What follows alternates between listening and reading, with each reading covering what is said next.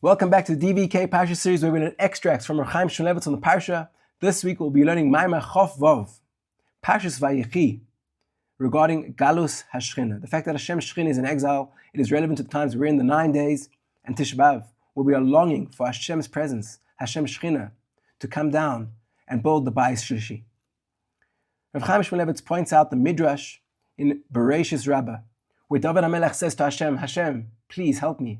5 times in Tehillim, David HaMelech cries out to Hashem, and Hashem says, even if you try and awake me thousands of times, I will not come and help you. When will I come and help you? The Midrash explains, Kol zman sheYerushalayim muchshefes be'efer, as long as Yerushalayim is covered in efer, in dust, in ash, ani lo kam. Hashem says, I'm not going to be getting up.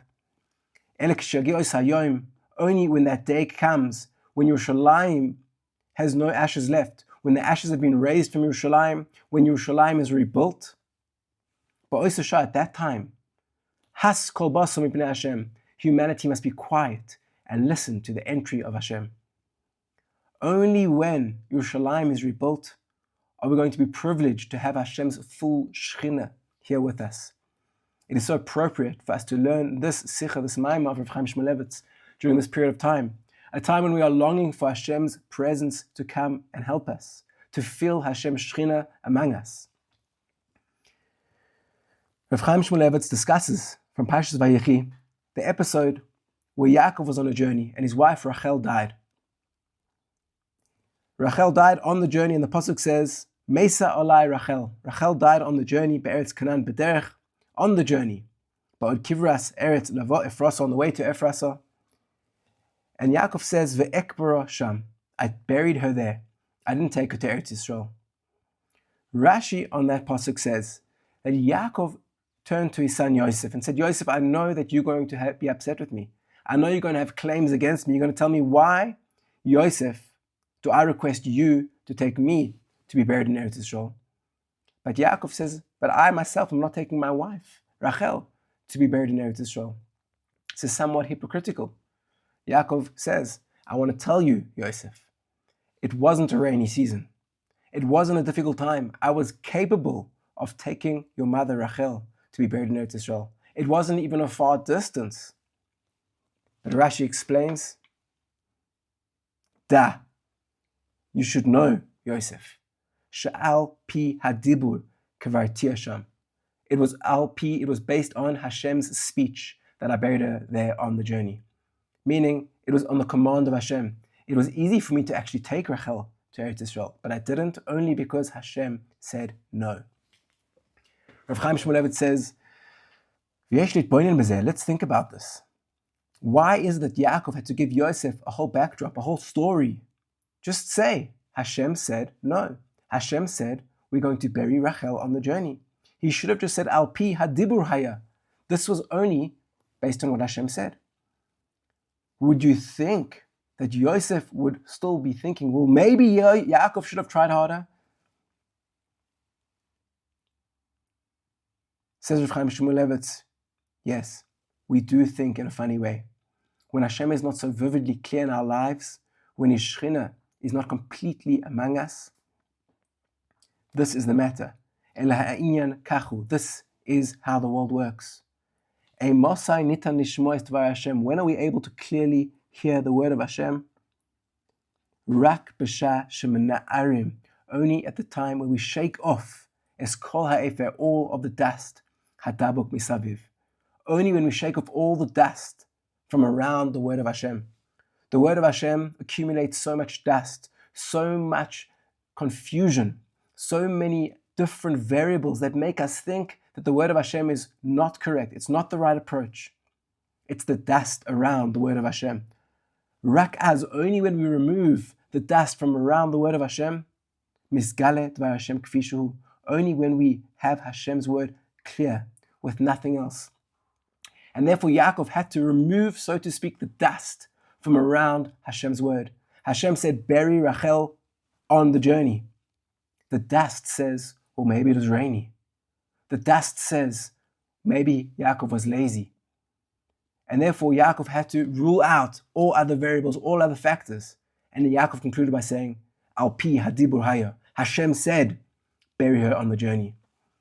Without the Beis HaMikdash, without Yerushalayim, without Hashem's Shechina, we lack clarity. We have so much dust. The Beis HaMikdash and HaKadosh Baruch Hu and His Shechina being right here with us would alleviate so much of the dust, would allow us to feel and have a clarity towards Hashem's word in such a beautiful way. Rav Chaim Shmulevitz brings down a beautiful piece. He says, we find when HaKadosh Baruch Hu gave the Torah to the Jewish people at Matan Torah. Amar lo Rabbi Avo, Amar Rabbi Yochanan. Rabbi Avo says in the name of Rabbi Yochanan, when Hashem gave the Torah, tzipor lo tzaitz, a bird didn't chirp, af lo parach, a chicken didn't clack, shor lo ga'ah, an ox didn't bellow, oifonim lo afu, birds didn't flap, srafim lo amru kadosh, kadosh, kadosh. The angels didn't even claim that Hashem is holy. They did not say kadosh, kadosh, kadosh. Hayam lo nizdazer, the sea did not move. The ocean was still. Habrios lo dibru, humanity didn't speak. Ela ha'olam shoisek umachrish. The world was completely quiet. You could hear a pin drop. There was absolute silence.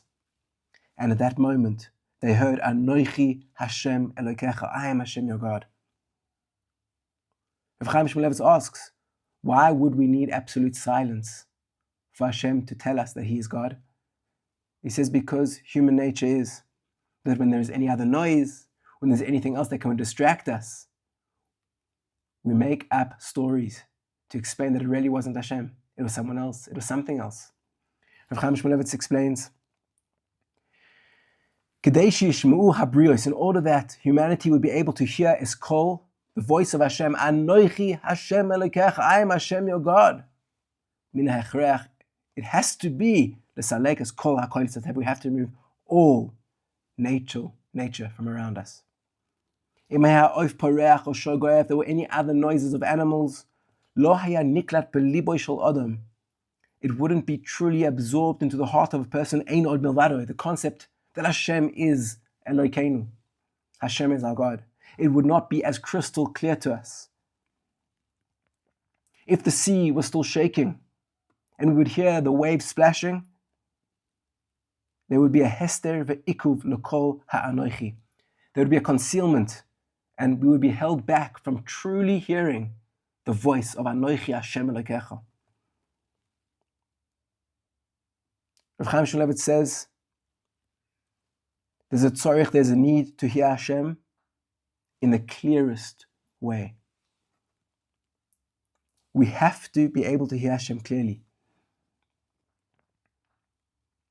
And even then, Eliyahu says, Rav Chaim Shmuelevitz says that Eliyahu said, Aneni, even at the moment of complete silence, Eliyahu still had to say, Aneni, answer me Hashem, shelo yomru ma'aseh ksofim heim, that I don't say that it's magic.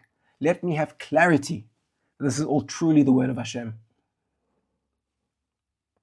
What Rav Chaim Shmulevitz is bringing out here is that we are living in a time of galus hashchina, where Hashem's presence is not so clear to us. It's hard for us to understand that Hashem is constantly running our lives. We want the Beis HaMikdash, we want Mashiach, we want the Bias HaMashiach, we want HaKadosh Baruch Hu Shechina to reside among us. We want to feel His Shechina among us now. That is what we're longing for. That is what we're missing. We're missing the clarity of the feeling that we have so much dust around the word of Hashem. We want to have clarity that the word of Hashem is emes.